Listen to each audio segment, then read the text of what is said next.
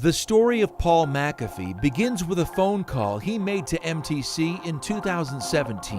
Hello, my name is Paul McAfee. I was recently released from Diboll Correctional Center about 11 months ago, and I was calling to give a positive response and send some pictures of the impact that your company and the Warden Driscoll and his staff made in my life. After speaking with Paul, we knew we had to meet him. Well, hello. How are you? Paul, I'm Issa. So good to see you. Nice to meet you. Thank you. How are you? MTC Communications Directors Issa Arnita and Randy Grayston traveled to Tyler, Texas to get Paul's story. What made you want to call and share your story? You know, you hear so much negative about prison and things of that nature, and at Diboll, they made such an impact on my life that I just wanted the people at headquarters to know what a good job they was doing down there. Something happened at Diboll, a turning point that put Paul on a new path. Look, I'm gonna tell you like this. I'm 51 years old, been to prison 10 times, numerous state schools, and I never thought that I could change. Never. 10 times in prison, all drug convictions. Paul grew up in a rough neighborhood in Houston.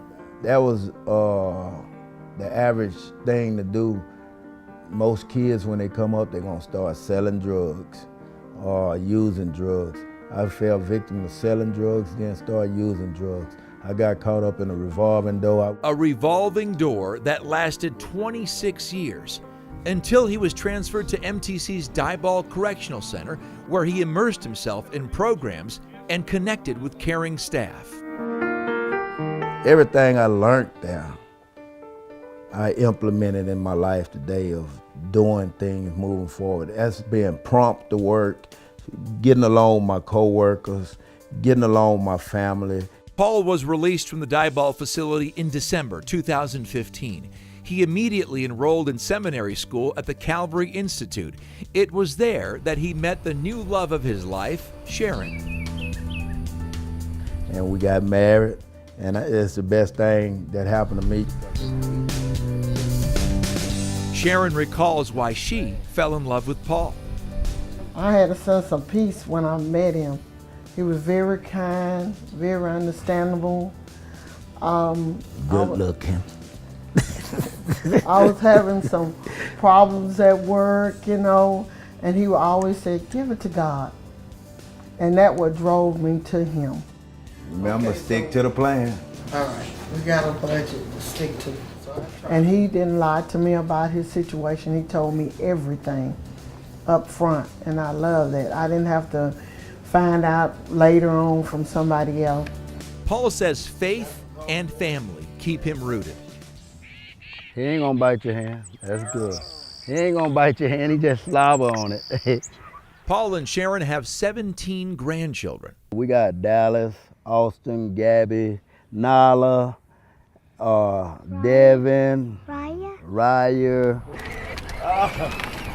Right turn. It's these little ones that constantly remind Paul why he never wants to go back to his old ways. Yes, Papa. All right. Austin, you got your right hand out. Which way you trying to go, right? All right, Dallas, we're gonna go right. Put it in drive. I know if I do the right thing, I have an opportunity to show them the right way. And that means so much to me because, you know, they could do no harm.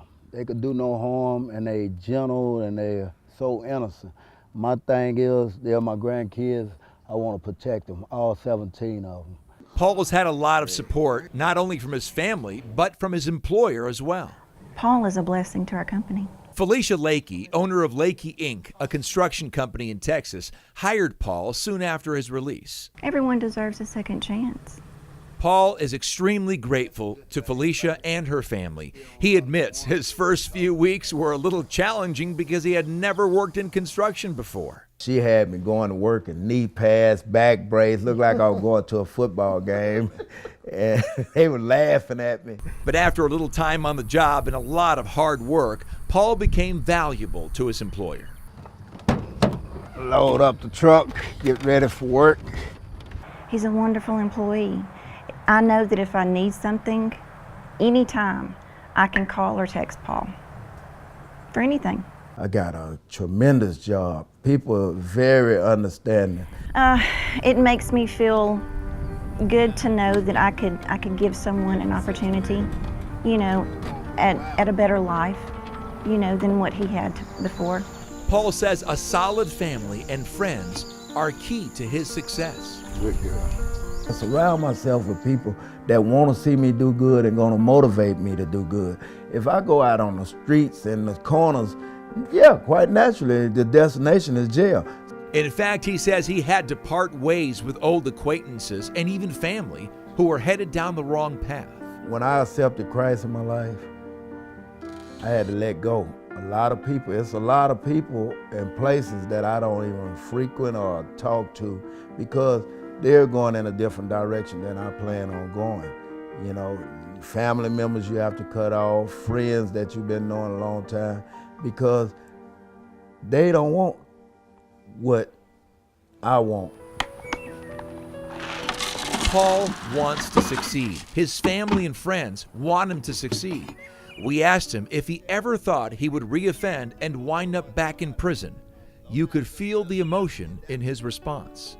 Once you taste an apple and you really chew it instead of just biting it and swallowing it, once you chew it and get the juices of it, you're going to continue to want to eat that apple. So you don't think you'll ever go back, Paul? I know I'll never go back. I know that. Paul's incredible story is far from over. Check back for part 2 of Paul's journey. We catch up with Paul as he visits the Diboll Correctional Center for the first time since being released in 2015. Watch as he reunites with staff, visits his old housing unit, and relives those difficult days. He tells us why the Diboll facility had such an impact on his life.